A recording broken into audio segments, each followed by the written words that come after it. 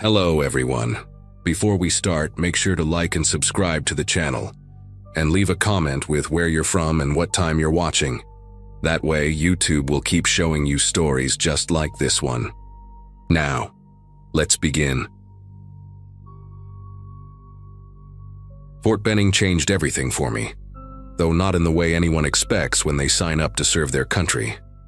6 months ago, I was just another recruit fresh off the bus, 19 and convinced I knew what hard work meant from helping my dad run his construction business since middle school. Basic training would break us down and build us back up, they said. Make us into soldiers, into something stronger than we were before. What they never mentioned was that sometimes the breaking down goes too far, and sometimes the people doing it aren't following any rulebook except their own twisted version. I still wake up some nights, drenched in sweat, remembering the sound of boots on concrete at 2 in the morning, knowing what was coming next. Sergeant First Class Hartley had been at Fort Benning for 12 years when our unit arrived that September. Square jaw, perfect posture, the kind of guy whose uniform looked like it had been painted on. Never a thread out of place even after 18-hour training days. Everyone respected him immediately, the way you respect someone who clearly knows their job inside and out, and could probably run the obstacle course backwards with their eyes closed. During regular training hours, he was tough but fair, pushing us hard, but always within the boundaries of what the training manual prescribed. He had this way of making you want to impress him, like getting a nod of approval from him meant you were really becoming a soldier.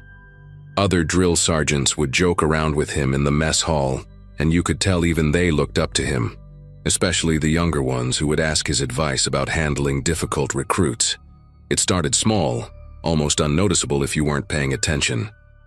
Private Kowalski dropped his rifle during morning drills, fumbled it right in front of the whole platoon, and Hartley's face went dark in a way I'd never seen before. Not the usual controlled anger drills sergeants use to motivate you, but something colder, more personal. That night, around 11 when most of us were already in our bunks, Hartley appeared in the doorway and called out Kowalski's name, told him to get dressed in full gear and report to the back training grounds behind Building 7. Nobody thought much of it at first. Extra PT for screw-ups was normal, expected even. But Kowalski came back 3 hours later, could barely walk, wouldn't look anyone in the eye, just collapsed into his bunk fully clothed and faced the wall. When someone asked him what happened, he just shook his head and said Hartley was helping him become better, that he needed the correction. After that first night, it became a pattern that spread through our barracks like a disease nobody wanted to name. If you messed up during the day, really messed up in a way that caught Hartley's attention, you could expect that late-night visit. The chosen recruit would get dressed in silence while the rest of us pretended to sleep, though every single one of us was wide awake, listening to the footsteps fade down the hallway. They'd come back hours later, some limping, some holding their ribs, all of them with that same hollow look in their eyes. We started calling them corrective sessions among ourselves, whispered conversations in the shower blocks where we figured the noise of running water would cover our voices. One kid from Alabama, Private Jennings, tried to refuse once, said he was going to report it to the battalion commander, but Hartley just smiled and reminded him that going outside the chain of command was a serious offense, and besides, who would believe a struggling recruit over a decorated sergeant with 12 years of spotless service? My turn came on a Wednesday in October, about 6 weeks into training. During live fire exercises, I'd hesitated before throwing a practice grenade, held it a second too long while my brain processed the weight of what I was doing, and Hartley saw everything. He didn't say anything at the time, just made a note on his clipboard, but I knew what was coming. Sure enough, at exactly midnight, I heard those boots coming down the hall, each step measured and deliberate like he was savoring the anticipation. When he appeared in the doorway, silhouetted against the dim emergency lighting, he didn't even need to say my name. Just pointed at me and then at the door. I got dressed with numb fingers, laced my boots tight, and followed him out into the Georgia night where the air was thick with humidity, and the crickets had gone silent, like even they knew to be afraid. Building 7 sat at the edge of the base, an old warehouse they used for storing equipment that hadn't been updated since Vietnam. Behind it was a dirt clearing surrounded by tall pines that blocked any view from the main base. The ground worn smooth from what I now realized were years of these sessions. Hartley had me start with push-ups, nothing unusual there, except he made me do them with my feet elevated on a crate while he placed his boot on my back, adding pressure every time I went down until my arms were shaking so bad I could barely hold myself up. When I finally collapsed, face first into the dirt, he grabbed me by the collar and hauled me up, told me weakness like mine got soldiers killed, got whole units killed, and he was going to fix me whether I liked it or not. For the next 2 hours, he put me through exercises I'd never seen in any manual, making me hold stress positions until my muscles cramped and locked up, bear crawling through the dirt while he kicked at my ribs if I slowed down, standing at attention while he screamed questions in my face about why I thought I deserved to wear the uniform, when I couldn't even throw a grenade properly. The worst part wasn't even the physical pain, though that was bad enough that I threw up twice and he made me keep going anyway, told me to swallow it down like a real soldier. It was the way he knew exactly how far to push without leaving marks that would raise questions during morning PT. A bruised rib here, a strained muscle there, nothing that wouldn't look like normal training injuries to anyone who didn't know better. He had it down to a science, probably perfected over years of doing this to recruits who thought they had nowhere else to turn. When he finally let me go, he grabbed my face with one hand, fingers digging into my jaw, and told me this was between us, that I should be grateful he cared enough to give me personal attention when most sergeants would just let me fail. Then he mentioned almost casually that Private Thompson from the previous training cycle had tried to file a complaint once, and wasn't it sad how he'd had that training accident that got him medically discharged before he could graduate. 3 days later, everything changed when Private Nguyen collapsed during one of Hartley's sessions and didn't get back up. We found out later from a guy who worked in medical that Nguyen had suffered kidney damage from dehydration and repeated blunt force trauma to his lower back, though the official report just said heat exhaustion and overexertion during voluntary additional training. They medevaced him out that same night, and by morning his bunk had been stripped and his name removed from all the rosters like he'd never existed. But that's when we started talking to each other for real, comparing notes in hushed conversations during equipment cleaning, and realized this had been going on for years. One recruit remembered his older brother mentioning something about a crazy sergeant at Benning who did special training back in 2016. Another had heard rumors from guys in different units about avoiding Hartley's attention at all costs. What really made my gut churn was when Private Foster, who had a cousin working admin at battalion headquarters, told us what he'd learned during a family day visit. Apparently, Hartley wasn't acting alone, and that was the scariest part of all. There were at least 3 senior officers who knew exactly what was happening behind Building 7, including Major Brennan and Lieutenant Colonel Walsh, and they'd been rotating Hartley between training companies every few years to avoid too many complaints building up in one place. Foster's cousin had seen requisitions for medical supplies that went specifically to Building 7, off-the-book stuff that never appeared in any official inventory, bandages and ice packs and prescription painkillers that Hartley would use to patch up recruits just enough to make it through the next day's training. They had a whole system in place, documented in folders that weren't supposed to exist, tracking which recruits had been through sessions and making sure none of them ended up in the same unit after graduation where they might compare stories. We tried to be smart about it, gathered evidence where we could, took photos of bruises in the latrine mirrors using a contraband phone someone had hidden in the ventilation grate. Private Coleman started writing down dates and times in a notebook he kept inside his pillowcase, documenting who got called out and what condition they came back in. But they were watching us too, and I think Hartley could smell the rebellion brewing in our unit like blood in the water. He started calling multiple recruits at once for sessions, making us watch each other go through the exercises, forcing us to hold each other down or add weight to the stress positions, turning us against ourselves so we couldn't unite against him.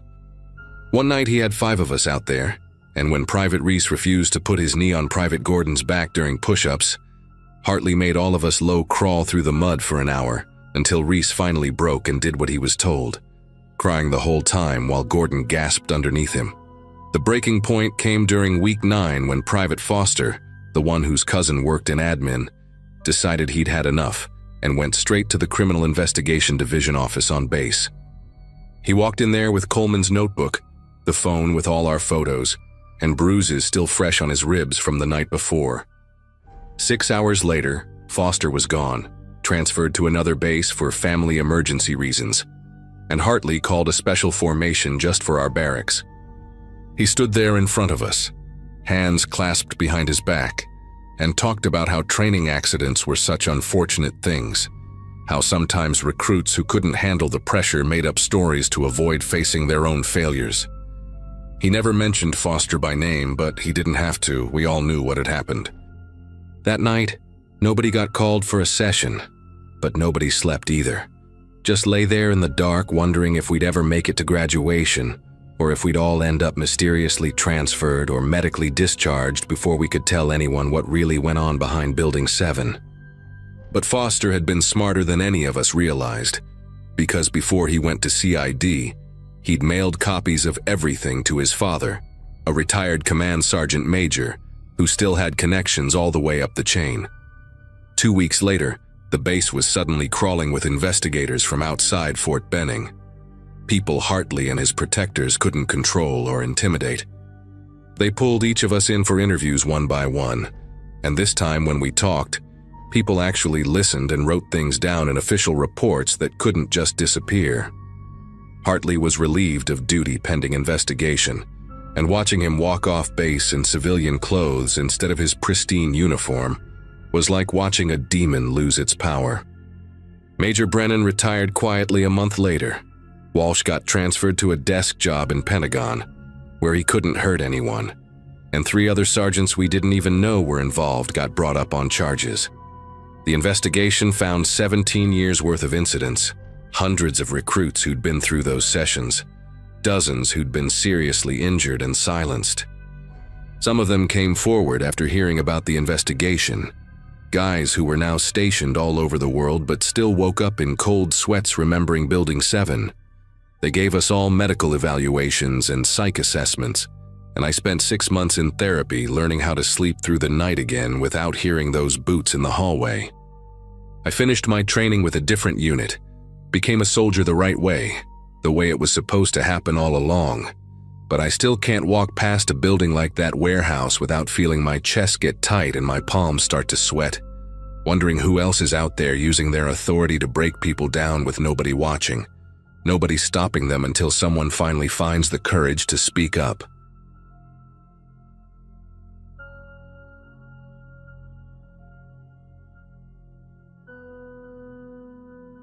"40 pounds of medical supplies on my back, and I still didn't have enough bandages for what was coming.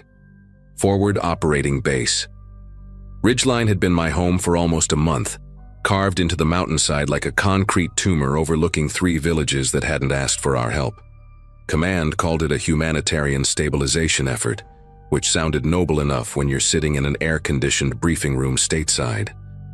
Up here, at 8,000 feet, where the wind could strip paint off vehicles and the locals watched us through cracked windows, those words meant something else entirely. 2 years out of medical training at Fort Campbell, and here I was, 24 and playing combat medic in a place where combat was supposedly over. My friends from high school were posting pictures of their new apartments and complaining about their bosses on social media. My boss carried an M4 and had a habit of reviewing casualty reports while cleaning his sidearm. Captain Morrison ran our unit like clockwork, which should have been reassuring but wasn't.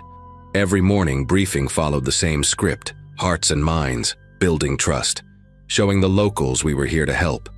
He'd stand there with his clipboard, marking off daily objectives like we were running a grocery store instead of an armed outpost. My medical station was supposed to be the crown jewel of our presence here, proof that we brought healing instead of harm. Those first few weeks I actually believed it. Treated mostly respiratory infections in kids whose lungs couldn't handle the dust we kicked up with our vehicles. set broken bones for farmers who'd fallen working their terraced fields, distributed antibiotics like candy on Halloween. Morrison would stop by every evening to review my patient logs, nodding approvingly at the numbers, always reminding me to document everything properly for the reports that went up the chain. Everything changed on a Tuesday night in my 4th week. I was organizing supplies, counting gauze packets for the 3rd time, because the numbers never seemed to match our requisitions, when I heard the commotion outside. 2 of our guys, Corporal Vance and Private Holloway, were hauling someone through the gates. At first, I thought it was one of ours, the way they were supporting him between them. But as they got closer to the medical station's lights, I saw it was a local man, maybe 40. His traditional clothes torn and stained with something dark. They dropped him on my examination table without a word, and Vance just said, "Fix him up, Doc," before walking out. That's when I got my first real look at his injuries. Ligature marks around his wrists, deep enough to leave grooves in the skin, bruising across his ribs in a pattern I recognized from textbooks but had never seen in person, the kind you get from systematic beating with something rigid and uniform, like a baton. The man wouldn't tell me his name, just kept repeating something in Pashto that I didn't understand, his eyes darting toward the door every few seconds like he expected someone to come finish what they'd started.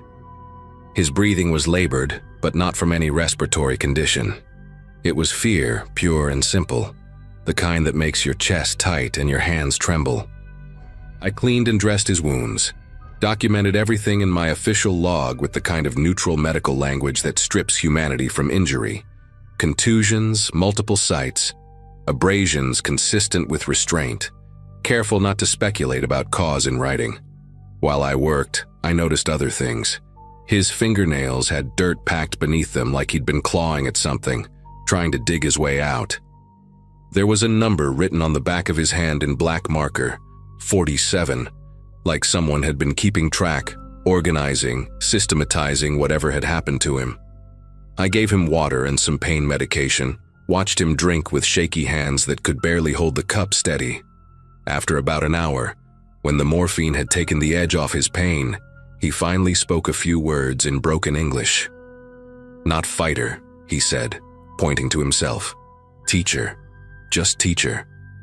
He pulled out a crumpled ID card from his pocket, the photo showing him clean-shaven and smiling, standing in front of a chalkboard covered in mathematical equations.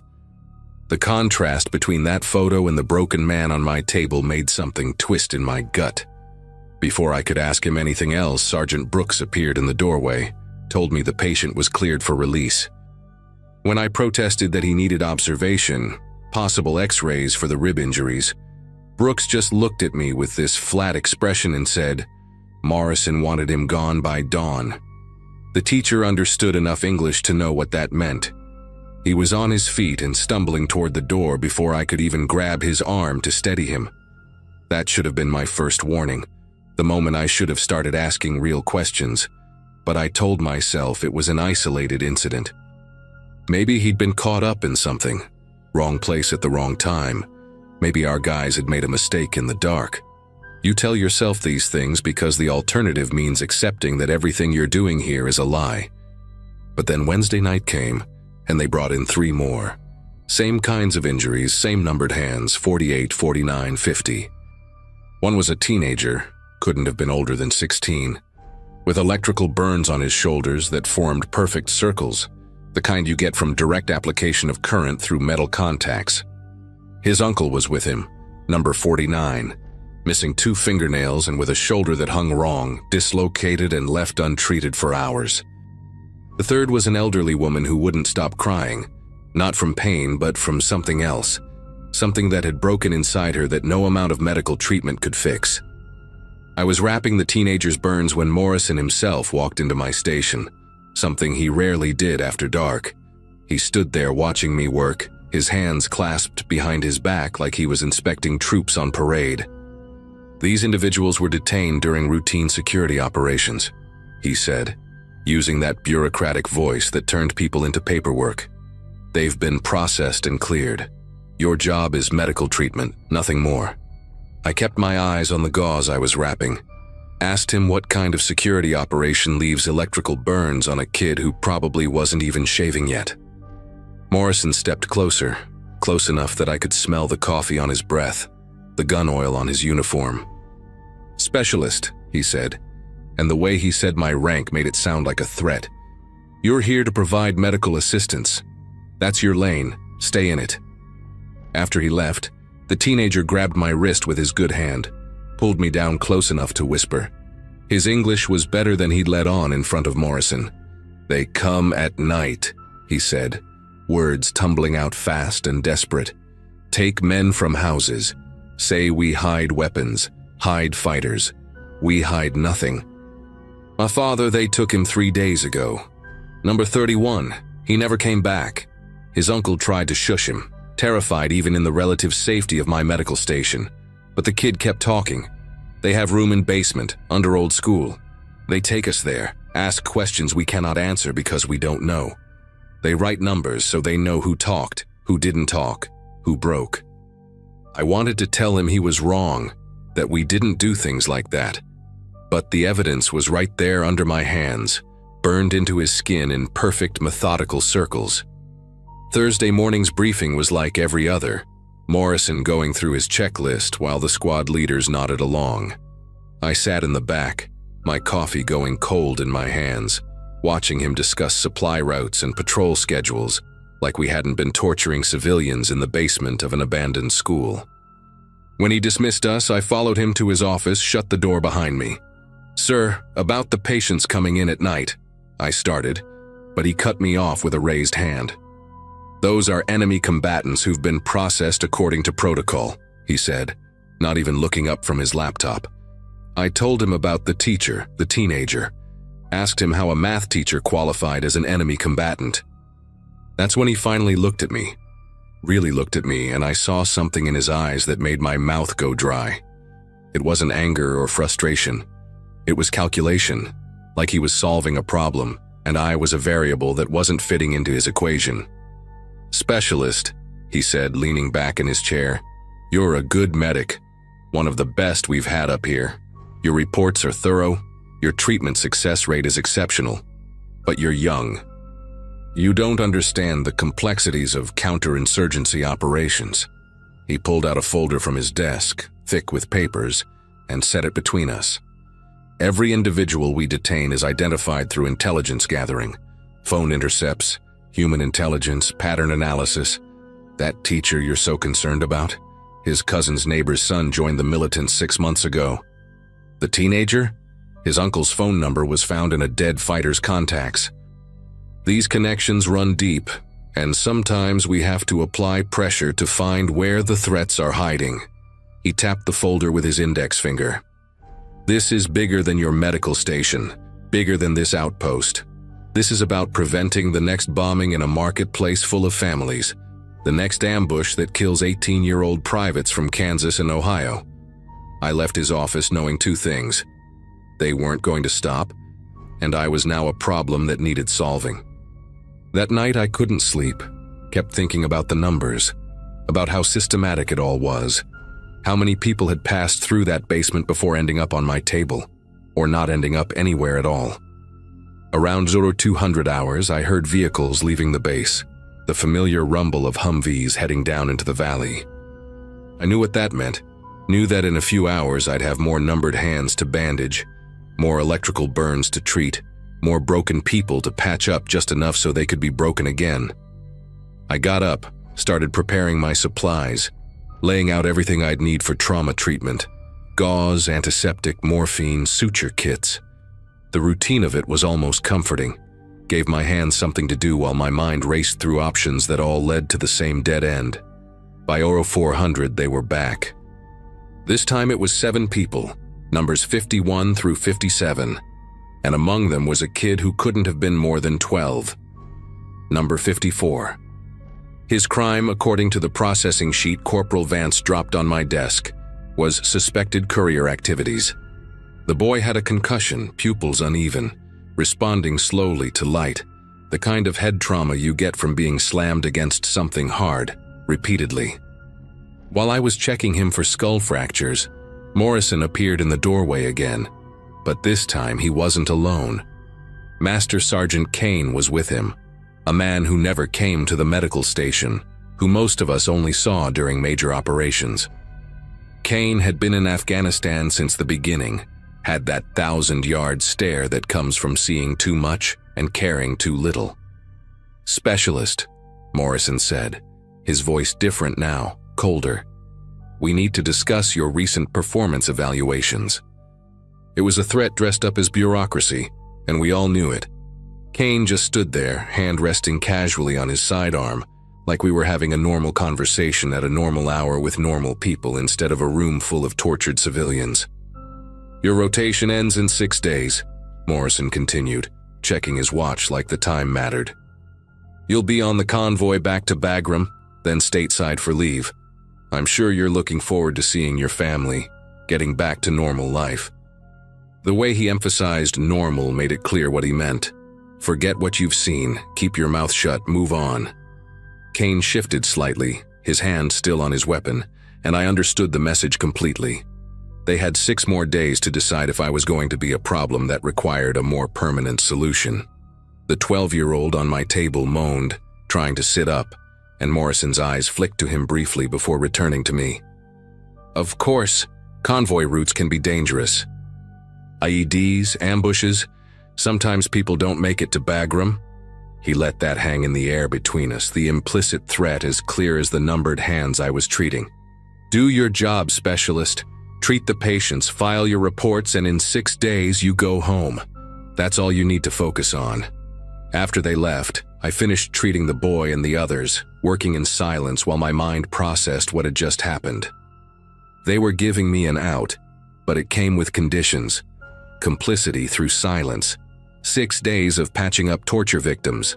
6 days of pretending not to know what those numbers meant. 6 days of being part of a machine that ground up innocent people and spit out intelligence that probably wasn't even real.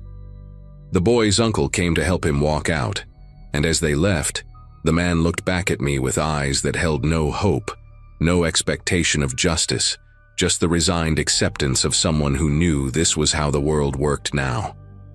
I wanted to tell him I was sorry, that this wasn't what we were supposed to be, but what good would that do? I kept my mouth shut, cleaned my station, filed my reports with the same sanitized language that turned atrocities into medical procedures. 6 days. I made it through those 6 days by shutting down everything inside me that knew right from wrong, by becoming exactly what Morrison needed me to be, a cog in his machine, silent and efficient. On the morning of day 7, I was on that convoy to Bagram, and 3 weeks later, I was home. I never reported what I saw, never filed complaints, never spoke up. The official records show a successful humanitarian mission, hearts and minds won, medical aid delivered to grateful civilians. Sometimes I Google the names of places near that outpost looking for news, for any sign of what happened after I left. But there's nothing. It's like it never happened at all, except for the numbers I still see when I close my eyes. 31, 47, 48, 49, 50, 51 through 57, and all the ones that came after that are probably still coming.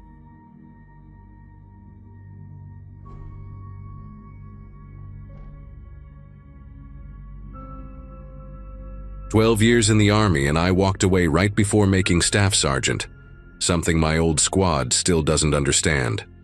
I let them think what they want, because the real reason isn't something I can explain over beers at the VFW. What happened in that village near the Guatemalan border in early 2018 changed everything about how I see the world. I was 30 then, stationed at a small outpost in southern Mexico as part of a joint task force nobody talks about anymore. We were there, unofficially, helping the Mexican army track cartel movements through the jungle highlands. Most days were boring as hell, sitting in humid tents, monitoring radio chatter, eating MREs that tasted like cardboard soaked in regret. The kind of assignment where you count mosquito bites for entertainment and argue about whether the local water would kill you faster than a bullet.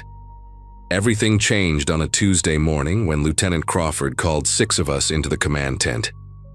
Intel had picked up unusual activity in a village about 8 miles north, a place the locals called Piedra Negra. Satellite footage showed armed men moving through at night, possibly using it as a way station for moving product north. Crawford wanted eyes on the ground before committing to any larger operation. Simple recon, he said, in and out, 12 hours max. Me, Specialist Miller, Private First Class Dobson, Corporal Ramirez, Sergeant First Class Briggs, and Staff Sergeant Norton would hike in after dark, set up observation posts, and radio back what we found. I remember joking with Miller about finally getting some action after weeks of swatting mosquitoes. If I could go back and grab myself by the shoulders, tell myself to fake sick, break my own leg, anything to avoid that patrol, I would. We left at 2100 hours, moving single file through the jungle with night vision that turned everything into shades of green static.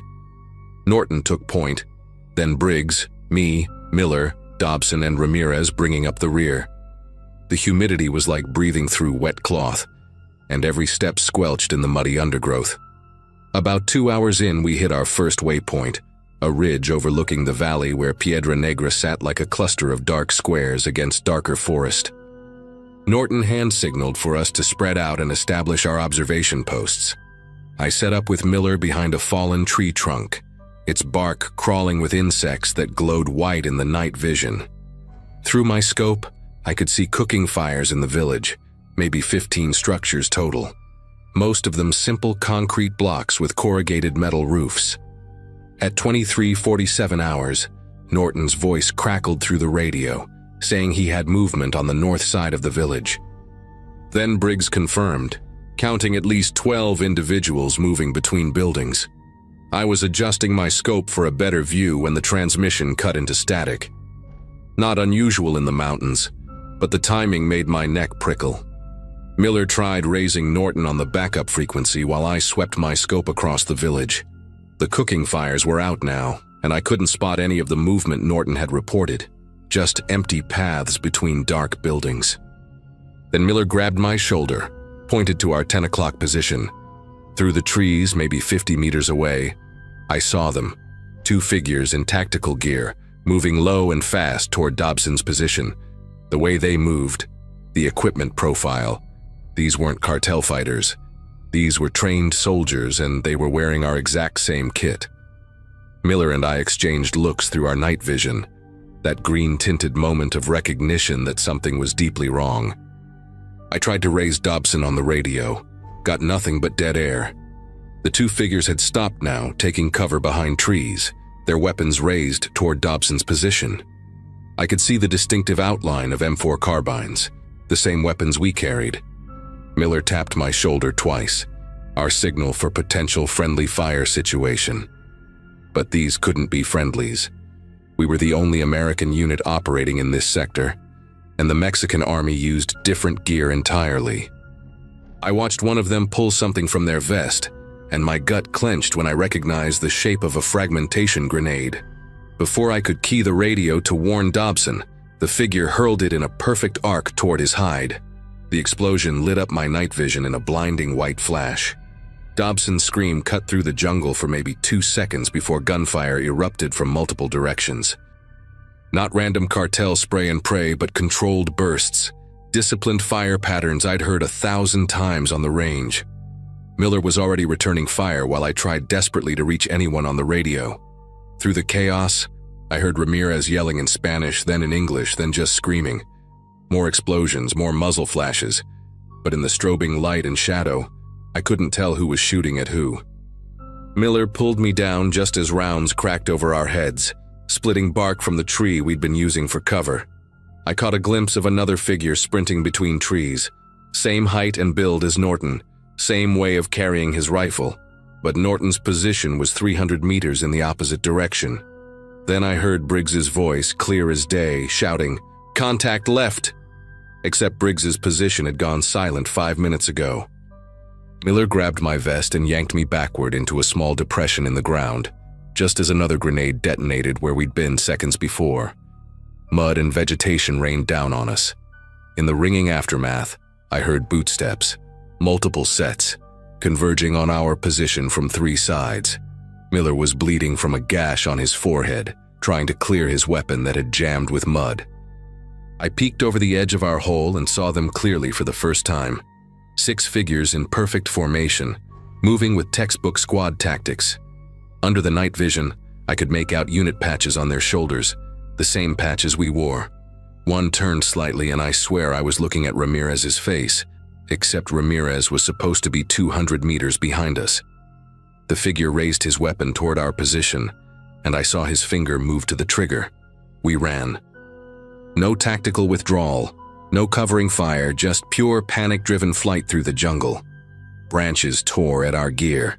Roots sent us stumbling, but we kept moving because the alternative was dying in that green-tinted nightmare. Behind us, voices called out using our own call signs, our own tactical language, but with something wrong in the cadence, like an echo that arrives too soon. I could hear them pursuing, not crashing through the brush like we were, but moving with impossible coordination through terrain that should have slowed anyone down. Miller went down hard, his ankle catching in a root system. When I turned to help him up, he was staring past me with his mouth open. I followed his gaze and saw Norton standing 20 feet away, rifle at low ready. The problem was, I'd just heard Norton's voice on the radio 30 seconds ago, calling for backup from his original position a half-kilometer north. This, Norton smiled, and there was something in that expression that made my brain refuse to process what I was seeing. Miller scrambled to his feet and we bolted in different directions without a word. Some primal instinct telling us that staying together meant both dying. I ran for what felt like hours but was probably 20 minutes, crashing through undergrowth, sliding down ravines, splashing through streams. Every shadow could have been one of them. Every sound might have been boots behind me. My radio kept crackling with fragments of conversation, my team members calling out positions, requesting support, confirming kills, but the voices overlapped wrong, like multiple people speaking with the same voice at the same time. At one point, I heard my own call sign repeated 3 times in my own voice even though I hadn't keyed the mic. I ripped the radio from my vest and threw it into the jungle. Better to be alone and silent than connected to whatever was happening on those frequencies.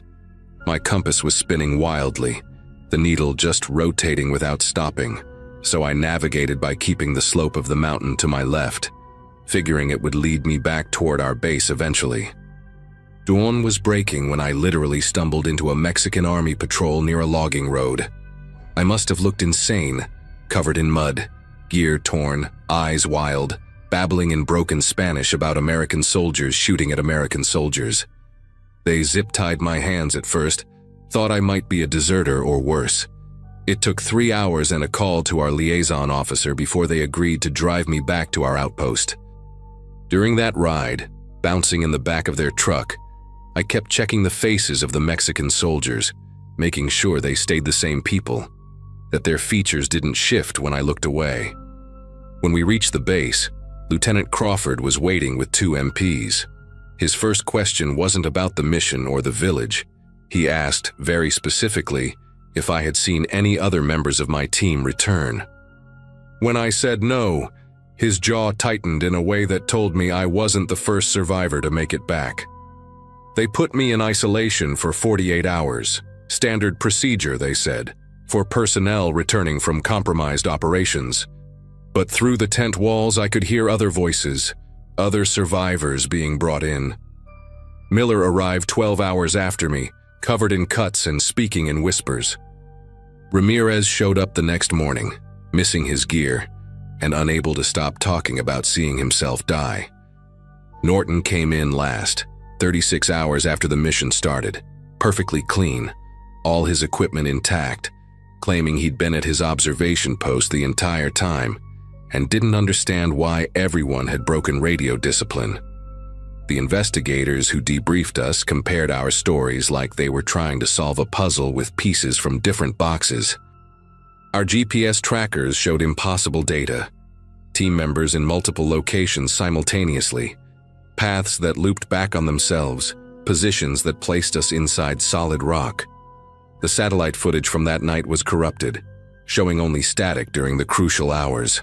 Shell casings recovered from the area matched our weapons, but ballistics suggested trajectories that would have required shooters to be in physically impossible positions. What haunts me most isn't the official report that classified the whole thing as a blue-on-blue incident caused by equipment failure and environmental factors. It's not even the medical discharge they gave me after I refused to bunk with other soldiers, insisting on sleeping alone with my back to a wall.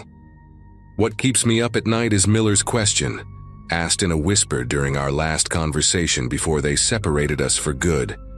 How do we know which ones of us made it back? Because here's what nobody wants to acknowledge. We lost 6 men on that patrol, but 7 survivors returned to base. The investigators knew it, Crawford knew it, and we knew it. The math didn't work, but everyone was too afraid to say it out loud.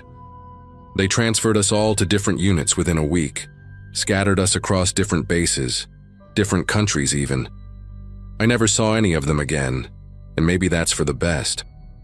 Sometimes I catch myself in the mirror and wonder if I'm the one who didn't belong, if somewhere out there the real me is still running through that jungle.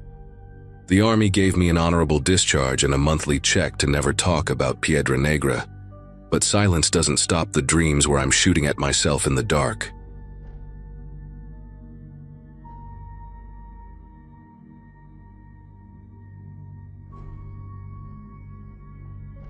Captain Mercer just made Major, and 2 more soldiers are in the hospital because of him. My old squad mate called yesterday with the news, and I punched a hole through my apartment wall before I even realized what I was doing. 6 years have passed since Fort Irwin, since Jimmy Vasquez died in that desert, and that psychopath is still out there running training ops like nothing ever happened. I've kept my mouth shut for too long, signed their papers, took their threats seriously when they said my career would be over if I didn't play ball. But hearing about those kids in the hospital brought everything flooding back, and somebody needs to know what really went down that night in the Mojave, before more soldiers end up dead. August 2017 was hotter than Satan's armpit at Fort Irwin, with temperatures hitting 115 during the day and barely dropping below 90 at night. Our unit was there for a month of desert warfare training, mostly navigation drills and patrol exercises that should have been routine for a group of infantry guys who'd already deployed twice. Jimmy Vasquez was 22, this wise-cracking kid from El Paso, who somehow managed to keep morale up even when we were all slowly losing our minds from exhaustion and dehydration. He'd enlisted right after his high school graduation in 2013, same year as me, and we'd been tight ever since we ended up in the same platoon at Fort Stewart. Kid had this thing where he'd carry twice the water he needed in his ruck, not because he was worried about himself, but because he knew somebody would run out and he wanted to be ready to help. That particular Monday started wrong from the jump when Mercer showed up to morning formation wearing his full combat gear in that heat, expecting us to be impressed or intimidated or some combination of both. He had this way of standing with his chest pushed out and his jaw clenched, like he was posing for a recruiting poster, except his eyes were always moving, always calculating who he could push and how far. First Sergeant Blackwood stood behind him looking uncomfortable, shifting his weight from foot to foot, and I remember thinking something was up because Blackwood was old school, the kind of NCO who'd been in since Desert Storm, and usually didn't let officers pull stupid stunts without at least trying to talk them down. But Mercer had everyone walking on eggshells after what happened to Staff Sergeant Novak the week before, when he'd questioned why we were doing land nav at noon instead of starting before dawn like the training schedule originally said, and suddenly found himself transferred to some supply unit in Kentucky within 72 hours. Mercer announced we'd be doing a 20-kilometer movement to our night navigation point, full combat load, no resupply until we reached the objective. The weather report had heat warnings all week, saying to avoid strenuous outdoor activity between 10 a.m. and 6 p.m., but there was Mercer at 11:30 in the morning, telling us to gear up while the sun turned the sand into a frying pan. Jimmy raised his hand during the briefing, asked if we could at least take extra water since we'd be moving through the hottest part of the day, and Mercer's face went from its normal shade of sunburned pink to this deep purple color. He walked right up to Jimmy, close enough that their noses almost touched, and said real quiet but loud enough for everyone to hear that Maybe Vasquez needed to spend some time thinking about whether he had what it took to be a warrior, or if he should transfer to the Air Force where they had air conditioning. After the briefing, Mercer pulled Jimmy aside and told him since he was so concerned about water, he could carry the squad's radio too, an extra 25 pounds of equipment in that heat. I watched Jimmy's face when he got that news, saw him bite down on his bottom lip the way he did when he was trying not to say something that would get him in deeper trouble. Specialist Carson tried to volunteer to take the radio instead, said he was the RTO anyway, so it made sense. But Mercer shut him down with a look that could have peeled paint.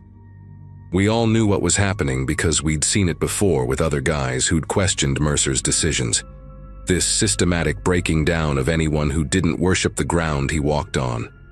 Except this time, we were about to march into the desert during the worst heat of the summer with a pissed-off captain looking to prove a point.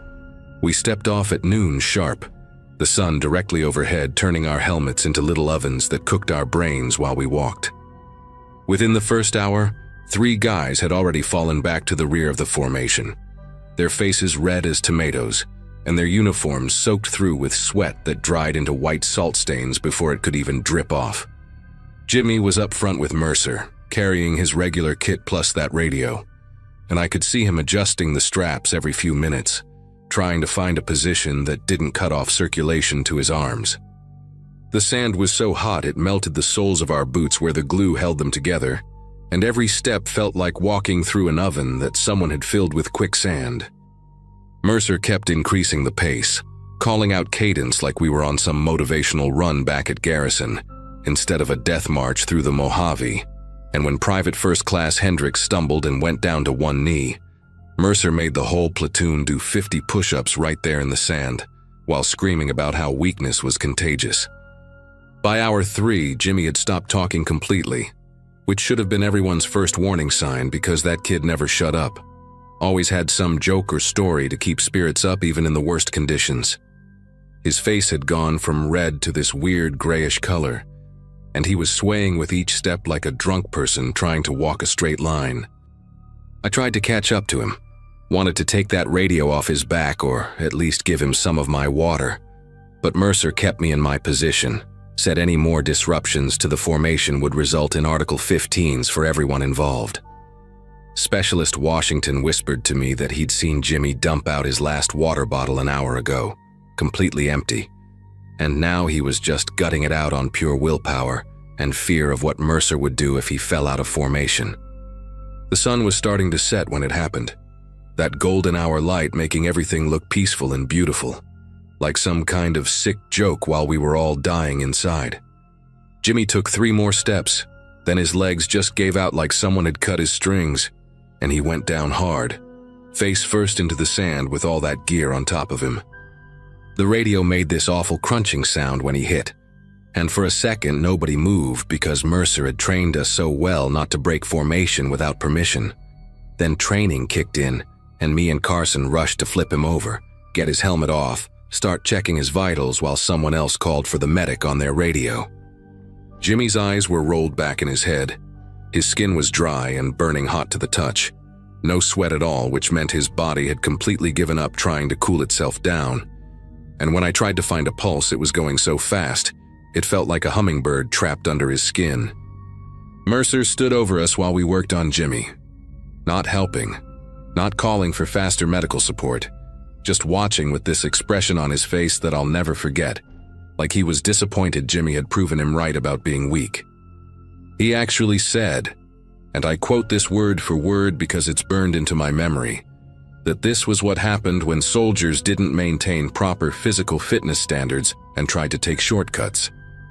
Carson looked up at him with pure hatred in his eyes and said, "Sir, Vasquez ran a perfect PFT last month, 300 score, and Mercer just shrugged and said heat casualties were usually pre-existing conditions that the Army didn't catch during recruitment."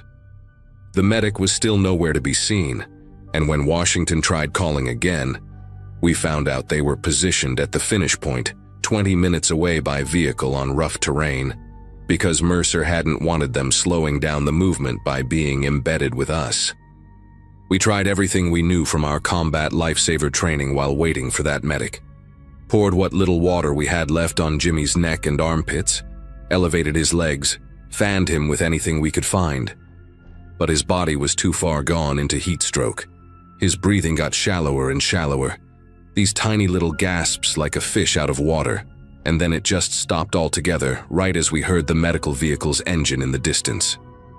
Carson started chest compressions immediately, while I gave rescue breaths, counting out loud to keep rhythm. But Jimmy's lips were already turning blue despite the heat, and his pupils were fixed and dilated when I checked them with my flashlight. The medics took over when they arrived, shot him full of drugs and continued CPR all the way to the medical station. But we all knew he was gone, had been gone probably since before they even got there, killed by one man's ego and need to prove his authority. They pronounced Jimmy dead at the medical station 45 minutes later. Official cause listed as heat stroke, with complications from a previously undiagnosed heart condition, which was complete bullshit because Jimmy had just passed his physical 2 months before with flying colors. Within hours, Criminal Investigation Division showed up, but not to investigate Mercer, no. They came to interview us about whether Vasquez had been drinking the night before, if he'd been taking any supplements, if maybe he'd been hiding some medical issue from the command. Mercer had already gotten his story straight with the battalion commander, painted this picture of a young soldier who'd pushed himself beyond his limits despite repeated warnings to hydrate and rest, completely reversing what actually happened. When me and Carson tried to tell them about the punishment with the extra gear, about Mercer refusing to let anyone help Jimmy when he was struggling, about the medics being deliberately positioned too far away, we got pulled aside by First Sergeant Blackwood, who told us in very clear terms that our version of events didn't match the official report, and maybe we were suffering from heat exhaustion ourselves, confused about what we remembered. They shipped Jimmy's body home to El Paso in a flag-draped coffin, told his mother her son was a hero who died serving his country, never mentioned that his death was completely preventable, that he'd been targeted and punished for having the audacity to ask for extra water in 115-degree heat. Most of us from the platoon pooled money to send flowers to the funeral, but we weren't allowed to attend because we were still in training, still under Mercer's command for another 2 weeks of hell, where he made sure to remind us daily that weak soldiers got themselves killed. 3 guys went AWOL after that, just disappeared into the desert one night rather than spend another day under that monster's command, and honestly I understood why. The rest of us kept our heads down, graduated the training, and scattered to different units as fast as we could, but not before Mercer made sure our evaluation reports mentioned we had difficulty performing under stress and questioned leadership decisions, career-killing bullets that followed most of us for years. I got out in 2022 after my second contract ended. Couldn't stomach the idea of staying in an organization that protected people like Mercer, while good kids like Jimmy got buried with lies. Carson left a year before me, works construction now in Colorado. Still has nightmares about that day according to his wife who reached out to me on Facebook last Christmas. Washington stayed in, but transferred to the National Guard. Said he couldn't do active duty anymore after what happened. We tried one more time to get someone to listen in 2019 when a senator's office was investigating training deaths. Sent them everything we had, including photos we'd taken that day showing the conditions, the timeline, even a recording Washington had made on his phone of Mercer, berating Jimmy during the march.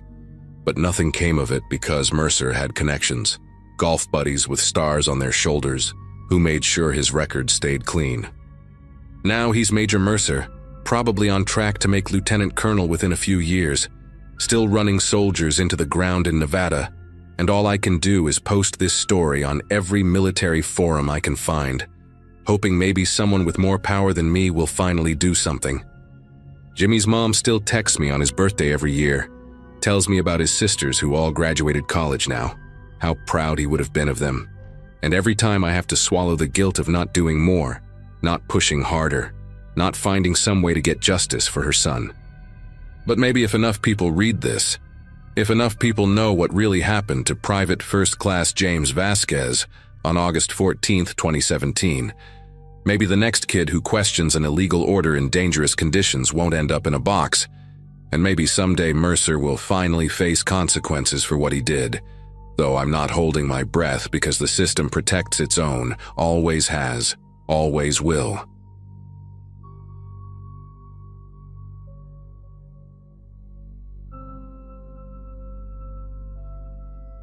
There's a specific kind of exhaustion that comes from spending 12 hours under a Humvee in the middle of winter. And that night, I had it bad. I'm a specialist in the Army, stationed out west, and I'd been pulling double shifts at the motor pool ever since my deployment orders came through. My 26th birthday had passed 3 weeks earlier, celebrated with a gas station sandwich between vehicle inspections, and I was still grinding through the pre-deployment checklist that seemed to grow longer every day. That particular Friday in March 2023, I didn't leave post until 11:15, my hands raw from handling frozen metal all day, and my back screaming from being twisted into positions the human spine was never meant to hold. The drive home took me along Route 115, this desolate stretch of two-lane highway that cuts through about 40 miles of absolutely nothing. Most nights I'd have music going or a podcast to keep my brain engaged, but my phone had died around hour 10 of my shift, and I'd left my car charger in my other vehicle. So it was just me in the road, with maybe 3 or 4 cars passing the entire trip. The highway dips and curves through these rolling plains where you can go 10 miles without seeing a single light.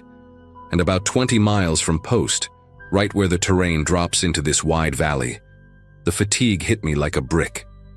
My eyelids felt like they had weights attached, and I caught myself drifting across the center line twice in 5 minutes. When I spotted the gravel turnout ahead, just this little semicircle of packed dirt off the shoulder, I knew I needed to stop before I wrapped my car around a guardrail. I pulled in and killed the engine, letting my head fall back against the seat. The silence was immediate and total, the kind you only get in the middle of nowhere with no wind and no traffic. I set a timer on my watch for 15 minutes, figuring that would be enough to reset my brain without falling into actual sleep. My water bottle was in the back seat, still half full from that morning, and the first sip of it was warm and plastic tasting, but I didn't care. I rolled down the window a crack to let some cold air in, and that's when I realized how completely alone I was out there. No houses, no lights, nothing but darkness stretching in every direction. It should have been peaceful, but something about the emptiness made my skin prickle. I told myself it was just the fatigue making me jumpy. I'd been sitting there maybe 5 minutes, eyes closed but not quite sleeping, when I heard the crunch of tires on gravel. My eyes snapped open and I glanced in my rearview mirror, expecting to see another car pulling in to do the same thing I was doing. But what I saw made my gut tighten. A dark sedan, maybe a Chevy or Ford, had parked about 30 feet behind me at an angle, nose pointed toward the highway like it was ready to leave quickly. The headlights were off, completely off. And whoever was inside wasn't getting out or doing anything, just sitting there in the darkness. I sat up straighter, suddenly very awake, and watched the mirror. The car didn't move. Nobody emerged. It just sat there, this black shape barely visible against the night sky, and every instinct I had started screaming that this wasn't right. I reached for my phone before remembering it was dead, which sent a fresh wave of anxiety through my chest. My keys were still in the ignition, and I slowly wrapped my fingers around them without making any sudden movements. Maybe I was being paranoid. Maybe it was just someone else who needed a break. Or maybe they were lost and checking a map. But then why park so far back? Why keep the lights off? I kept my eyes on the mirror, barely breathing, and counted the seconds. 30 passed, then 60. The car still didn't move, and I couldn't see anyone inside because the windows were too dark. My training kicked in enough to make me assess the situation logically. One exit, blocked by the sedan. Open terrain on both sides, but my little Nissan sedan wasn't exactly built for off-roading through desert scrub. And if I started my engine now, whoever was back there would know I was spooked. Then the driver's door opened. I watched a figure step out, backlit by the dome light for just a second before it went dark again. Tall, maybe 6 feet, wearing what looked like jeans and a dark jacket, civilian clothes. The person closed the door quietly, too quietly, like they didn't want to make noise, and started walking toward my car. Not in a hurry, just this steady, purposeful walk that made my heart start hammering against my ribs. I sat perfectly still, my right hand still on my keys, my left reaching down to make sure my door was locked. It was. The figure kept coming, and as they got closer I could make out more details in my side mirror. White guy, maybe in his 40s, with short hair and a square jaw. Something about the way he moved was too controlled, too deliberate. When he got within 10 feet of my driver's side window, he raised his hand and knocked on the glass. 3 sharp raps that made me jump despite trying to stay calm.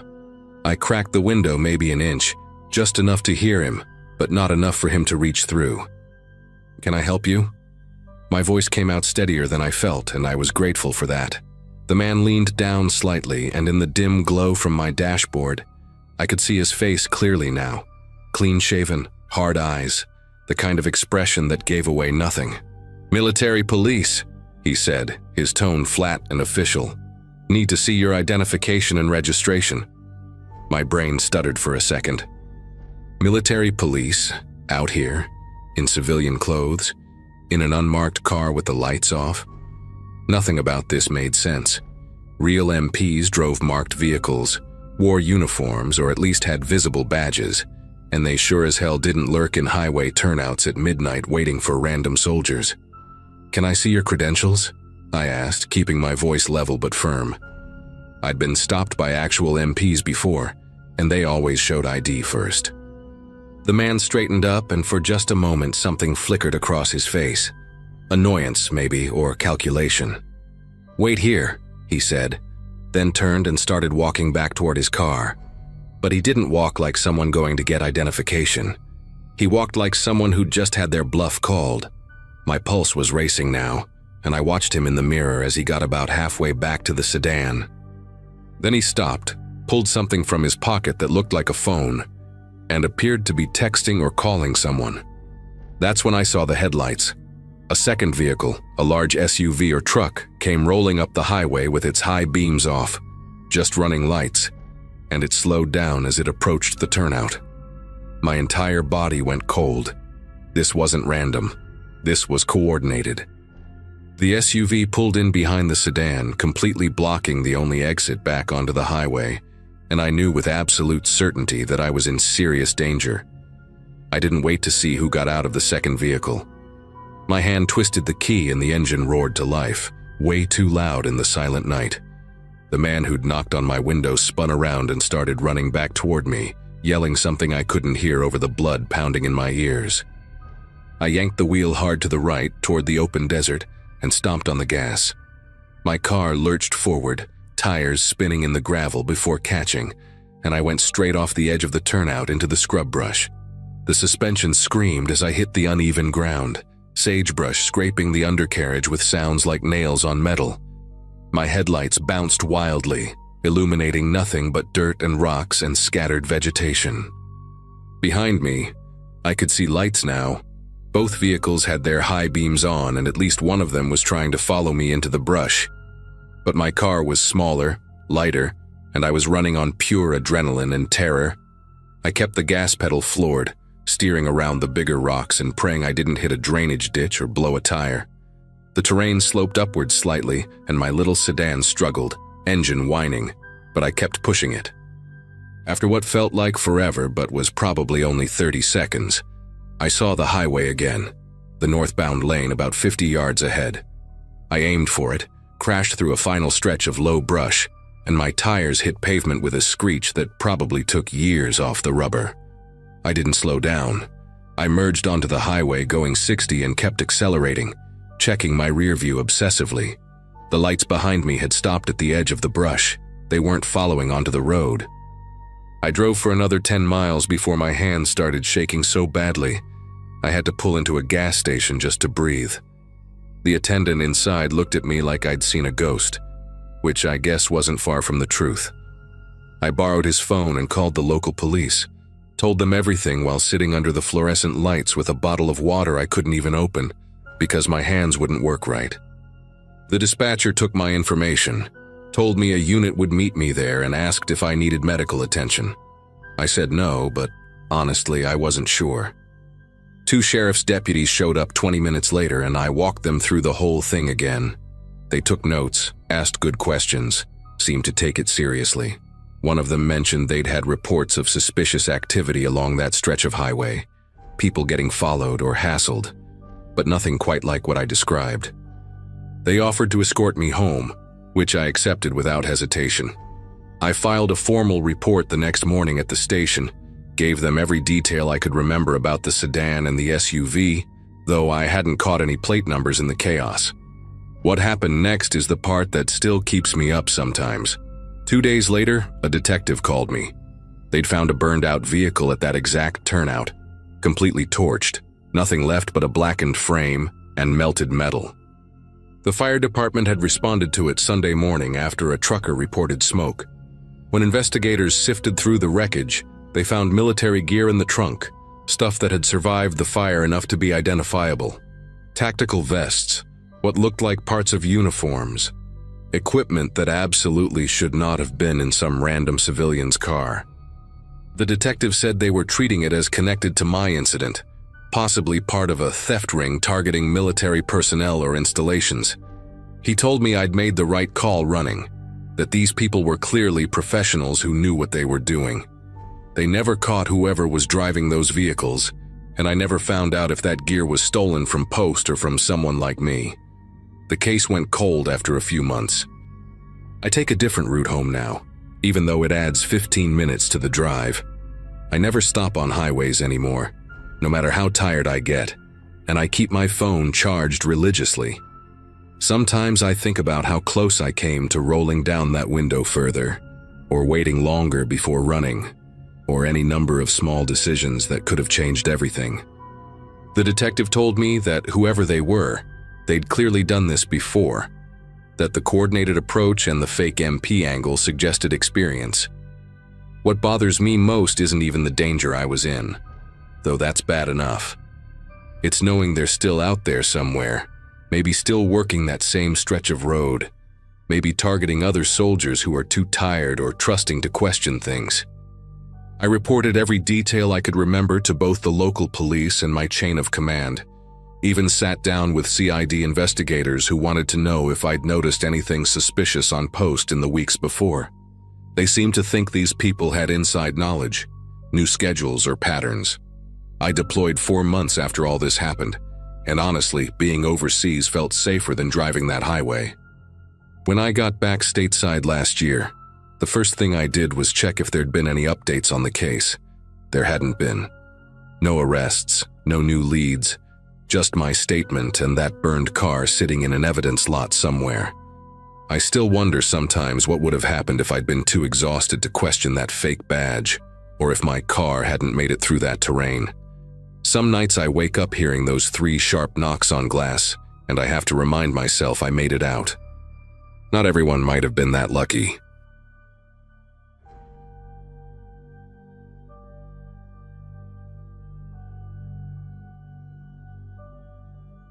Someone asked me to share what happened during my time at Fort Hood, and honestly, I still get this weird feeling in my chest when I think about it. I'd been working as a logistics coordinator for about 18 months when this all went down. One of those jobs where you're basically shuffling supplies and paperwork while pretending the coffee hasn't gone cold for the 3rd time that shift.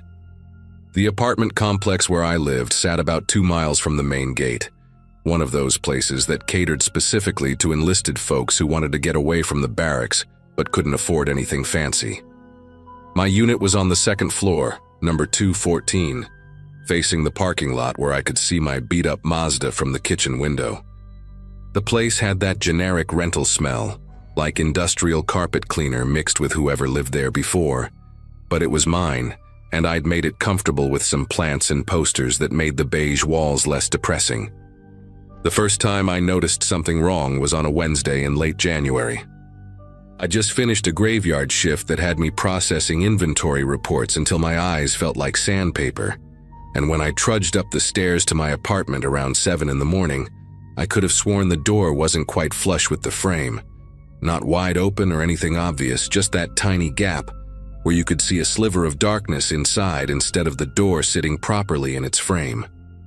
I stood there for a solid 30 seconds, my work bag hanging off one shoulder, trying to remember if I'd been in such a rush the night before that I hadn't pulled it shut completely. The lock had clicked when I left. I was pretty sure of that, but exhaustion has a way of making you doubt your own memory. I pushed it open slowly, half expecting to find my stuff ransacked or my cat freaking out, but everything looked exactly how I'd left it. The dishes were still in the sink, my boots by the door, the throw blanket on the couch in the same wrinkled heap. I checked every room, every closet, even looked under the bed like some paranoid kid. But there was nothing. No broken windows, no missing valuables, nothing that would explain why my door hadn't been properly closed. I tried to shake it off, told myself I was just tired and seeing problems where there weren't any. But then it happened again the following week. Same scenario. Night shift. Came home to find that same tiny gap between the door and frame, like someone had pulled it almost closed but not quite hard enough for the latch to catch. This time I was sure I'd locked it properly because I specifically remembered jiggling the handle twice before heading to my car, something I'd started doing after the first incident. My neighbor across the hall, this guy named Kevin who worked in transportation, was getting his newspaper when I came up the stairs. He gave me this casual wave and I almost asked him if he'd seen anyone near my door, but the words felt stupid in my mouth. What was I going to say, that my door wasn't closing right? That I thought someone might be coming into my apartment but leaving everything exactly as it was? It sounded ridiculous even in my own head, like the plot of some bad thriller where the woman is just being hysterical. But here's the thing that really got under my skin. I started noticing these tiny differences that I couldn't quite put my finger on at first. My bathroom towel would be hanging slightly crooked when I was obsessive about keeping it straight. The chair at my kitchen table would be pulled out a few inches when I always pushed it in.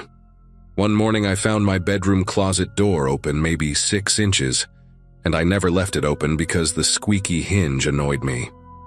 These weren't big disruptions, nothing you could point to and say definitively that someone had been there, but they were enough to make me feel like my space was being violated in some subtle, creeping way. I started taking pictures of my apartment before I left for work, stupid little snapshots of how I arranged things, just so I could compare when I got back. My coworker Dana thought I was losing it when I mentioned feeling weird about my place, said maybe the cleaning staff had a key and was coming in without telling me. Except we didn't have cleaning staff at that complex, and I sure as hell wasn't paying for any service like that. The 3rd week of February, I decided to do something about it instead of just sitting there feeling creeped out. I went down to the apartment office and talked to the property manager, this older woman named Diane, who had that permanent look of someone dealing with complaints all day. I explained the situation as calmly as I could, tried not to sound like I was accusing anyone of anything, just said I was concerned about my lock maybe being faulty. She pulled up my file on her computer, tapping her nails on the desk while she scrolled, and told me that my unit had been keyed with a digital access system that was supposedly more secure than traditional locks. Each resident got a key card that was programmed specifically for their unit, and the system kept a log of every entry. She said if I was really worried, she could request the access logs from the past month, but it would take a few days to pull together. I told her yes, absolutely. I wanted to see those logs. Something in my voice must have convinced her I wasn't just being paranoid, because she made a note in her computer and said she'd have them by the end of the week. Those next few days were torture. I couldn't focus at work, kept checking my phone every 10 minutes like the logs were going to magically appear in my email. I started sleeping with my bedroom door locked from the inside, even though that felt insane, because who locks their bedroom door in their own apartment? But I couldn't shake this feeling that someone had been in my space, touching my things, standing in my kitchen while I was gone. I even bought one of those cheap doorstop alarms from the store on base, the kind that screams if someone tries to open the door while you're inside. My cat absolutely hated the thing, nearly gave herself a heart attack the first time she brushed against it, and set it off. When Friday finally rolled around, I practically ran to the office during my lunch break. Diane had the printout waiting for me in a manila folder, and the look on her face told me she'd already read through it. She slid it across the desk and said there were some entries that didn't match up with when I said I was home, and that she'd already contacted the main office about it.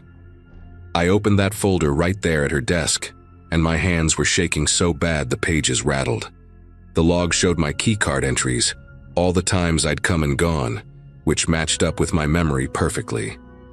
But there were other entries too, marked with a different card number, happening in the early morning hours when I was at work.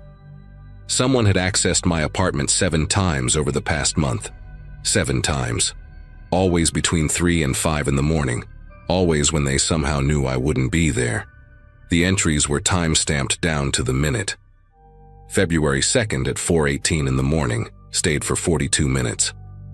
February 9th at 3:30, stayed for an hour and 12 minutes. The most recent one was just 3 days ago. I felt this wave of nausea hit me so hard I thought I might throw up right there on Diane's desk. Someone had been in my home, in my bedroom, going through my things while I was working night shift. The violation of it made my skin feel wrong, like I needed to peel it off and start over. Diane called the police right then, didn't even ask if I wanted to file a report, just picked up her phone and dialed. 2 officers showed up within 20 minutes, a younger guy and an older woman who had this no-nonsense attitude that actually made me feel a little better.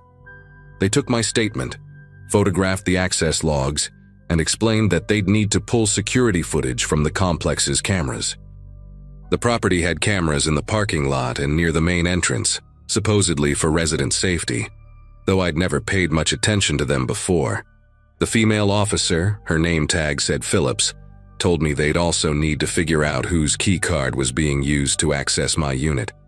Each card had a unique identifier in the system, so it wasn't anonymous.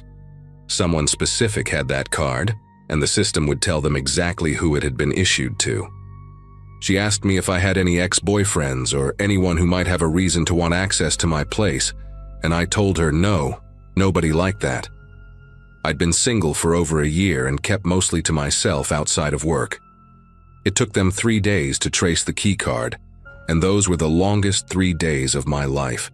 I stayed with Dana during that time, sleeping on her couch because there was no way in hell I was going back to my apartment alone. Every time my phone buzzed, I jumped. The police had advised me not to change my routine too drastically because they wanted to see if the person would try to access the unit again, maybe catch him on camera or even in the act, but I couldn't stomach the idea of being bait. When Officer Phillips finally called me, her voice had this edge to it that made my chest tighten before she even said anything. The key card belonged to a guy named Adrian Sutton, former Army specialist who'd been discharged 2 years prior. He'd lived in my exact apartment, Unit 214, from 2013 to 2015 before moving off to some other assignment. When he'd left, he was supposed to turn in his key card to the office, standard procedure, but apparently he'd reported it lost, and they'd just deactivated it in the system and issued him a replacement for the checkout process. Except the deactivation never actually went through. Some kind of clerical error, a box that didn't get checked in the computer, and his old card stayed active in the system all this time. The security footage was worse than I could have imagined. The officers showed me clips on a laptop at the station, and I had to watch this man, this complete stranger, walking up to my building in regular jeans and a jacket like he belonged there. He knew exactly where the cameras were positioned because he'd lived there, so he kept his head down, ball cap pulled low, but they got enough of his face to confirm it was Sutton. The footage showed him swiping the card at my door, glancing around once to make sure no one was in the hallway, then slipping inside. He stayed in there for over an hour on the clip they showed me. When he came out, he was carrying nothing, hands in his pockets, casual as anything. Officer Phillips explained that they'd already been to his current address, a rental house about 15 miles away, and when they searched the place, they found items belonging to 3 other women: jewelry, clothing, photographs, even a journal that wasn't his. Turns out I wasn't his only victim. He'd been doing this to multiple women in different apartment complexes around the base, all places where he'd previously lived or had some connection to. He had a whole system, kept spreadsheets on his computer tracking which units he could access, and when the residents worked night shifts, they arrested him that same day, charged him with multiple counts of burglary, stalking, and trespassing. The detective assigned to the case told me that Sutton had been exploiting security gaps in the housing system for at least 18 months, maybe longer. He'd figured out that when people moved out of base housing, the deactivation process wasn't always followed through properly, especially in older apartment complexes with outdated management software. He'd test old key cards periodically to see which ones still worked. Then he'd research who lived in those units now, figure out their schedules through social media or just by watching the parking lot. The whole thing was so calculated and predatory that it made me feel sick. What really got me was that he'd taken almost nothing from my apartment. A few photos from my phone that I'd printed out and kept on my fridge, one of my old PT shirts that I thought I'd just misplaced. He wasn't robbing people in the traditional sense. He was collecting pieces of their lives, souvenirs, like we were trophies or something. Officer Phillips said he'd probably been building up to something worse, that stalkers like him usually escalate over time. The apartment complex terminated my lease without penalty and helped me move to a different unit in another building, one with a completely new key card system and updated locks. They also had to notify every single resident about the security breach and reissue all the key cards in the entire complex, which caused this massive headache for everyone, but was absolutely necessary. Sutton ended up pleading guilty to avoid trial, got sentenced to 6 years in prison plus probation, and a restraining order against all his victims. I had to go to court twice, once for the preliminary hearing and once for sentencing, and seeing him sitting there in an orange jumpsuit with this blank expression on his face made me realize he didn't even see us as real people. We were just accessible, just targets. I still live near Fort Hood, different complex now, but I check my door 3 times before I leave, and I have a security camera inside my apartment that sends alerts to my phone. Some people think I'm paranoid, but they weren't the ones who had a stranger spending hours in their bedroom going through their things. Dana tells me I should move somewhere completely different, start fresh, but honestly, I refuse to let that creep run me out of my life. I earned my place here and he's the one locked up, not me.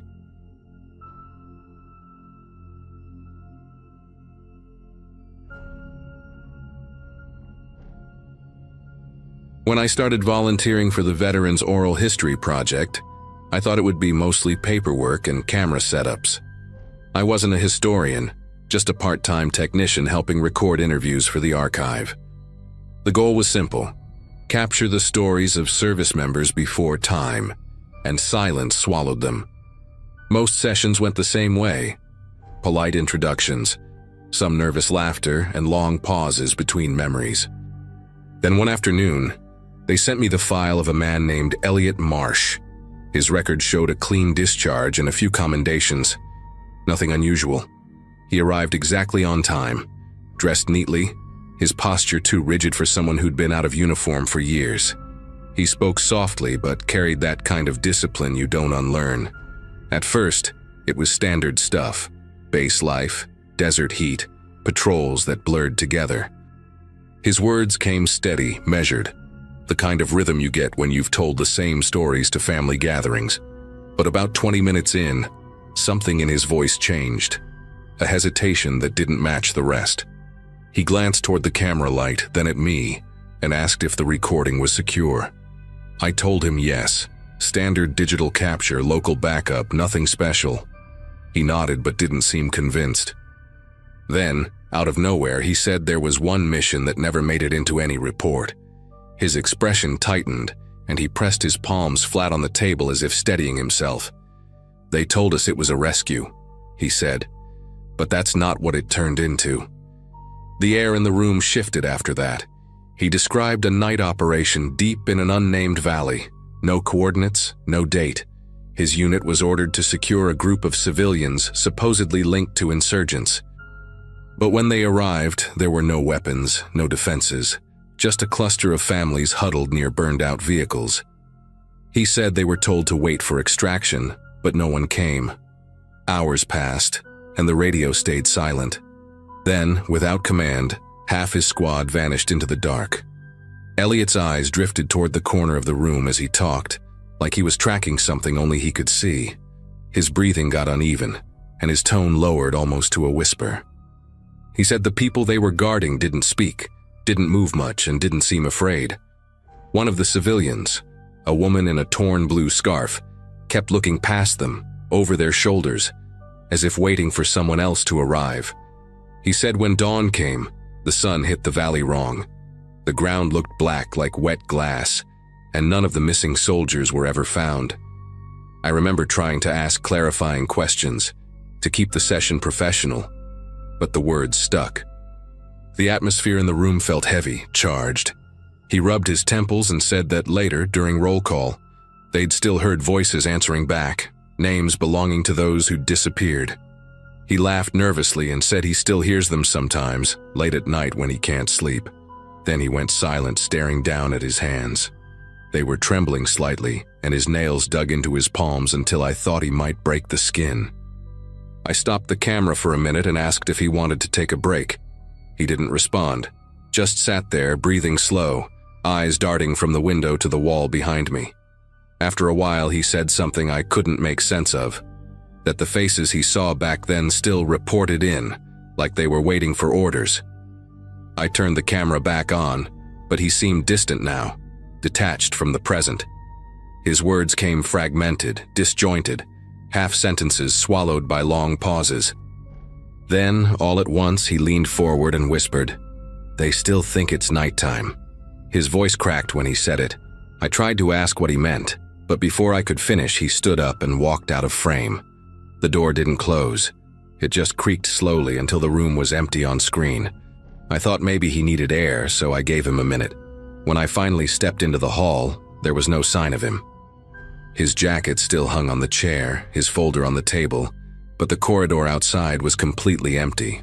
Security searched the building, every office and stairwell, but no one saw him leave. The entrance camera never picked him up either. It was as if he'd vanished between frames. I filed a report, filled out every box I could, and left a note on the archive log explaining that the interview had ended abruptly. The rest of that evening is a blur. I remember locking the storage room myself, sealing the tape, and trying to convince myself that he'd just walked out quietly and slipped past the cameras somehow. A few days later, I came back to process the footage. The file was still labeled Marsh, Elliot, Interview A.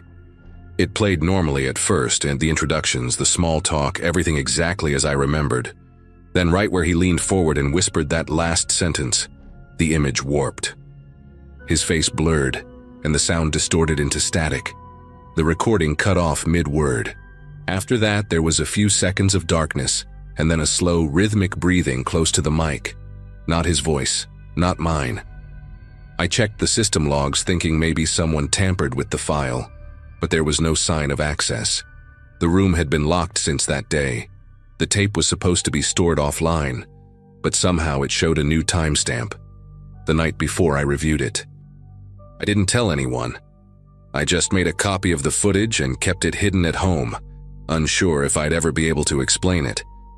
Every few months, the archive asks if I want to resume interviews, and I always find a reason to decline. Sometimes, when I can't sleep, I play that last section with the volume all the way up. You can hear faint voices under the breathing. Quiet, clipped, like names being called one after another. I've compared them to his transcript.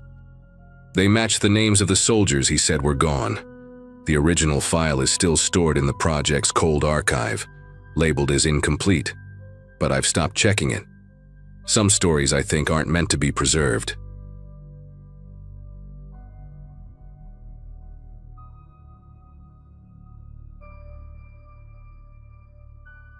I'd been driving cross-country for work that summer. doing maintenance checks on comms equipment for different army bases. Most nights I slept in the truck, but that day had been long and brutally hot, so when I saw a flickering vacancy sign near the edge of a small base town, I decided to stop. The place was called the Pines Motel, though there weren't any pine trees anywhere nearby, just scrub grass and a cracked parking lot. The guy at the counter looked like he'd been carved out of old leather, buzz cut and sunburned cheeks, the kind of posture that doesn't go away even after you hang up the uniform. He introduced himself as Rick, said he used to be military police back in his day. "I give discounts to anyone who's ever worn a patch," he joked, tapping the counter with a grin.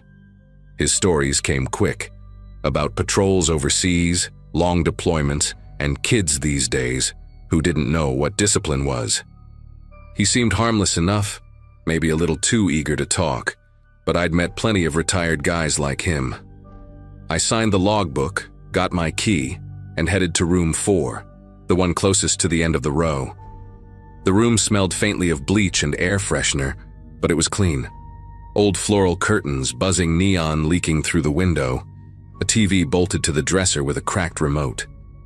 I showered, grabbed a soda from the vending machine outside, and sat out front on one of the plastic chairs while the sun went down. Rick came by again, carrying a clipboard, and started chatting about how he liked to keep an eye on things, since the base traffic kept the area busy. He asked what kind of work I did, where I was headed, and whether I'd been stationed nearby before. His tone was casual, but his eyes lingered on my truck longer than seemed normal. Later that night, around 11, I noticed something strange. From the bed, I could see a faint red light blinking near the vent above the door. At first, I figured it was a smoke detector, but when I stood on the chair to check, it looked more like a small lens embedded into the plastic grill. I told myself it was probably nothing, maybe an old security sensor. But the idea stuck in my head, heavy and uneasy. I didn't sleep much after that. The next morning, Rick was already outside sweeping the walkway when I stepped out. He greeted me like we were old friends, offered coffee from a thermos, and asked if I'd slept all right. I lied and said I had. He mentioned he was running the place mostly for the boys passing through, meaning soldiers from the nearby base who needed a cheap night between transfers. He even bragged about keeping the rates lower than the chains in town, because they deserve a break. It all sounded generous on the surface, but something about how rehearsed it felt made me uneasy. While packing my gear, I noticed faint scratches around the base of the mirror near the bathroom door, like someone had tried to pry it off with a screwdriver. Behind it, there was a subtle hum, mechanical, low, almost like wiring behind the wall.